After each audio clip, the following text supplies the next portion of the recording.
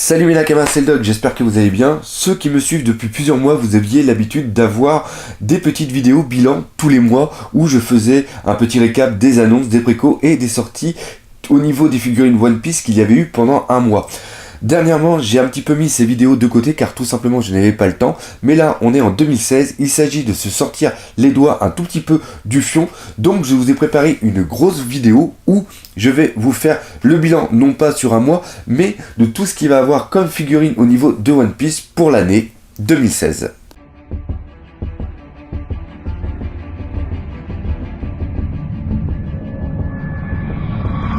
Alors vu qu'il va y avoir énormément de figurines et aussi de statues, pour pas vous mélanger, j'ai décidé de vous présenter cette vidéo suivant les différents fabricants. C'est-à-dire qu'on va commencer par Tsume, après on va voir Bandai, après Megahouse et enfin le plus prolifique, Banpresto. On va donc commencer par Tsume. Tsume, pour ceux qui ne connaîtraient pas, est une entreprise luxembourgeoise qui fait des figurines de plus ou moins grand format pour différentes licences. On a par exemple Dragon Ball, Fairy Tail, Naruto, Bleach, Hokuto no Ken, Senseiya, et nous, ce qui nous intéresse, bien sûr, c'est One Piece. Et Tsume, la chose qu'on peut dire, c'est que ces mecs-là ne font pas dans la dentelle, car pour One Piece, ils ont sorti des statues qui font 40 à 50 cm de haut. Ce sont les HQS, les High Quality Statues, et je peux vous dire qu'elles en foutent plein la gueule. Premièrement, on en a eu deux qui sont sortis, on a eu celle de Zoro et celle de Usopp, et les deux qui sont prévues pour cette année, c'est celle de Robin et celle de Barbe Blanche. Au mois de mars sortira la statue de Tsume de Barbe Blanche. Malheureusement, toutes les précos qui étaient disponibles sur le site de Tsume ont été vendues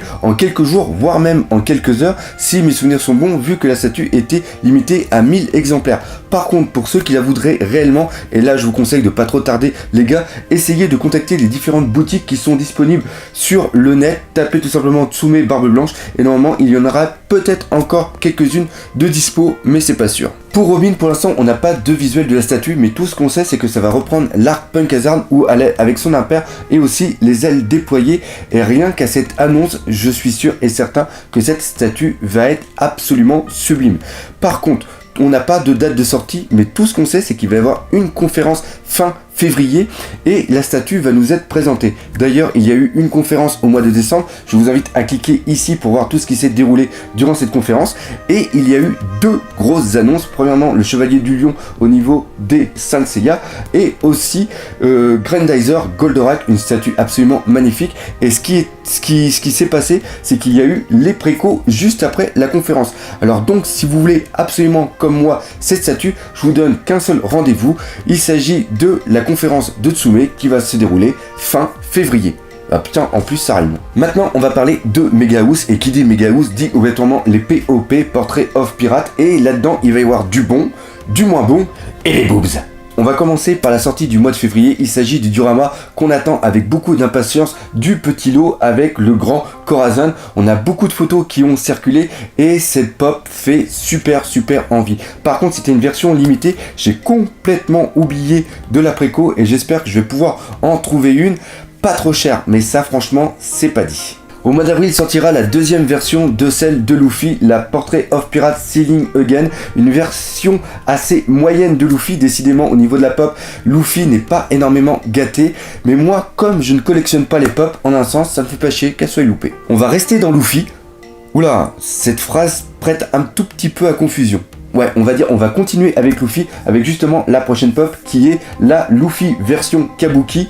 Alors pour ceux qui ne savent pas, le Kabuki est une sorte de théâtre-opéra traditionnel japonais, et à la fin de l'année dernière, il y a eu justement une pièce de théâtre Kabuki où dans le style Kabuki, où ça reprenait vraiment l'arc Marineford, et donc ils ont fait une statue pour cette promotion. Et moi personnellement j'aime beaucoup cette statue, mais comme elle ne fait pas partie de l'arc, qu'elle ne fait pas partie de l'anime, et surtout que je ne collectionne pas les pop, moi je ne l'ai pas acheté, mais je sais qu'il y en a quand même pas mal qui ont fait les précos et j'ai hâte de voir les reviews de cette figurine. Au mois de juillet, autre que la Luffy version Kabuki, il va aussi y avoir une POP de Sanji, et là c'est typiquement la fanbase féminine qui est visée, car on a un Sanji très décontracté, très sensuel entre guillemets qui est présenté. Encore une fois, ce n'est pas une figurine que je vais acheter, mais je sais qu'elle risque de plaire à certaines personnes et encore une fois, j'espère qu'on aura de belles reviews sur le net. Maintenant, on va parler de la deuxième gamme au niveau des POP. Il s'agit des BB, les Big Boobs. Donc là, on a eu plusieurs annonces. Premièrement, on a les sorties du mois de février, on a celle de Robin et on a une version recolorisée en rose de Nami. Au mois de juin, on va avoir une deuxième version de Nami. Là, c'est une version où elle enlève délicatement son t-shirt. Encore une fois, la pose et la figurine suggèrent beaucoup de choses. Je sais qu'il y a beaucoup de personnes qui adorent ce style de figurine. Tant mieux pour eux. Et je pense que ça doit fonctionner parce que sinon, Mega House ne continuerait pas à en sortir autant. Et il semblerait qu'il y ait une autre figurine de prévue par rapport au personnage de Perona, car il y a eu des annonces qui ont été faites par rapport au prochain jeu qui va sortir sur PlayStation 4. Il s'agit de Burning Blood, si mes souvenirs sont bons, où on a justement Perona en version maillot de bain. Donc si elle est dans le jeu, c'est sûr qu'on va avoir une pop juste après. Et j'ai gardé le meilleur pour la fin, car au mois de juin va sortir une version POP de l'eau, version féminine avec pareil des Big Boobs, un gilet qui est ouvert. Alors ça vient de quoi? Ça vient tout simplement d'une question qui avait été faite dans un SBS, c'est les petits trucs qu'il y a en fin de tome au Japon, où on avait demandé à Ichiro Oda quels seraient les Shishibukai si ils avaient été en version femme, et justement Ichiro Oda avait commencé à le dessiner, et là je sais pas pourquoi il y a eu un délire des personnes de Mega House en disant putain c'est trop cool si on faisait l'eau avec des nibards. Et puis les autres ont fait ouais putain ça va être super cool. Et voilà, donc on va voir tous les Shishibukai en version Big Boobs. Donc il y en a certains comme Crocodile ou alors Doflamingo qui pourrait être pas mal, quoique Doflamingo vu qu'il est un tout petit peu de la... Bah il a un manteau à plumes roses, donc de toute façon on peut se poser des questions. Je me demande ce que ça va donner concrètement pour Kuma ou encore Barbe Noire. Je vous laisse deviner. On va terminer cette partie Mega House avec les VAH. Ce sont des figurines articulées qui sont justement là pour concurrencer les figures art de Bandai. Et là, on a au mois d'avril la sortie de Mihawks. Et cette figurine s'annonce quand même pas mal. Franchement, vous voyez quelques photos qui tournent depuis tout à l'heure. Je pense que ça peut faire des très très beaux trucs, surtout pour ceux qui adorent les figurines articulées. Maintenant, on va parler de Bandai. Bandai 2016, il va pas y avoir beaucoup de choses. Il y a seulement que deux trucs. Il y a premièrement au mois de mars la sortie d'une sorte de diorama avec Sabo, Luffy et Ace, merci, en version enfant. Et après au mois de juin il va avoir une version battle de Luffy, mais par contre je la trouve, le coup de pied sauté je trouve vraiment pas terrible. Décidément Luffy en ce moment au niveau des figurines c'est vraiment pas le top, à part la Gear 4, mais on va voir ça tout à l'heure. Là maintenant on va parler de Banpresto, et putain il va y en avoir des figurines, et des figurines vraiment superbes. Alors pour ceux qui n'ont pas encore été pissés, mettez sur pause, allez pisser, allez chercher des chips, une bière ou un coca en fonction de si vous avez plus ou moins 18 ans, parce que maintenant c'est parti. On va commencer par les Sculpture Art, qui est pour moi le meilleur figurine rapport qui a été pris. Au mois de mars, on a la sortie du Gear 4. La figurine s'annonce vraiment superbe. Et ce qui est vraiment bien, c'est qu'elle va pouvoir aller au niveau de l'échelle avec celle de Doflamingo qui est sortie en 2014, si mes souvenirs sont bons. Après, on va avoir 6 figurines qui vont sortir pour le mois de mai, de juin et de juillet. Premièrement, au mois de mai, on va voir les deux de rouge. Au mois de juin, les deux de Barto, avec celle justement quand il fait le Barry No Pistol, qui est absolument génial. Et après, au mois de juillet, il va y avoir celle de l'eau. Alors celle de l'eau, personnellement, je vais quand même les acheter, mais c'est pas celle que j'attends le plus, car l'eau, franchement, au niveau des sculptures art ou même au niveau des figurines en général, je pense qu'il en existe assez pour que tout le monde soit content. Après, on va arriver sur les Dramatic Showcase. Pour rappel, les Dramatic Showcase, c'est une collection de figurines qui met en scène des passages vraiment marquants de One Piece. Les premiers qui vont sortir, ça va être celle au mois de mars de Zeph et aussi de Sanji quand il y a le départ du Baratie. Et ça, encore une fois, c'est une scène vraiment mythique et je suis franchement content que Banpresto ait pensé à la faire. On reste dans l'arc Baratie avec justement la deuxième saison des Dramatic Showcase. Il s'agit du diorama de Zoro contre Mihawks, mais là par contre les deux figurines ne vont pas sortir ensemble, elles vont sortir à un mois d'intervalle, c'est-à-dire qu'on va avoir celle de Zoro au mois d'avril et celle de Mihawk au mois de mai.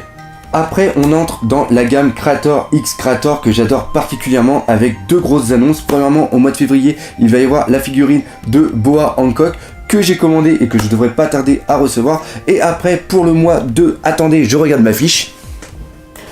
Pour le mois de mai, on a celle de Crocodile, et là par contre il y a une grosse déception parce que je me disais que Crocodile en créateur X créateur, ça va franchement envoyer du lourd. Oui, j'adore cette expression, mais par contre je trouve que ça reprend la position dans le fauteuil qui avait déjà été prise par Mihawk, et ça ne va pas, ça ne rajoute pas un plus à la figurine. C'est ça qui est vraiment dommage. En plus, Crocodile pour moi est un personnage tellement charismatique qu'il y avait vraiment moyen de faire une superbe figurine, surtout dans les créateurs X créateurs. Tout au long de l'année 2016, il va y avoir beaucoup de figurines qui vont être les Jean Freaks qui vont sortir pour les différents personnages de One Piece. J'en avais déjà parlé, il y avait eu une sorte de banderole qui avait été fait, et ça c'est par rapport justement à une marque de jeans qui avait fait un concours pour habiller les personnages de One Piece avec justement des tenues vestimentaires normales. Ça m'a beaucoup fait penser justement à Bleach, et là il y a eu beaucoup de succès pour cette gamme, et ce qui est vraiment dingue, c'est qu'il va y avoir tellement, chaque personnage va avoir au moins 3 coloris, 3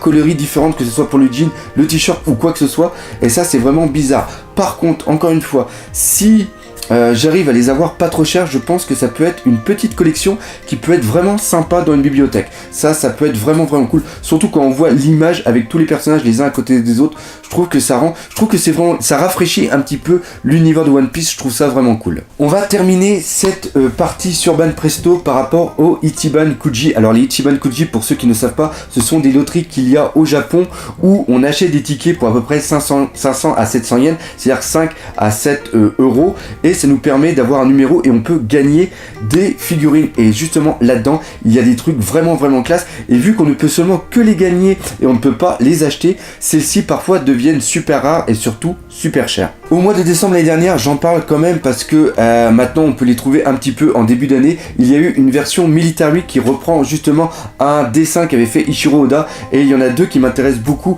celle de Luffy en version militaire et celle de Zoro en version militaire. Je sais pas si vous voyez les photos, mais elles ont l'air complètement géniales. Au mois de février va sortir la première Ichiban Kuji de l'année 2016, et là il y a des très belles figurines. Il s'agit de Robin et Zoro en version geisha, mais je trouve qu'elles sont très bien habillées. Elles ne sont, contrairement aux Pops, il n'y a pas des gros boobs, il n'y a pas des petites culottes ou quoi que ce soit. Je les trouve vraiment classe, et encore une fois, si je peux les choper pour pas trop cher, c'est sûr qu'elles vont être dans ma collection.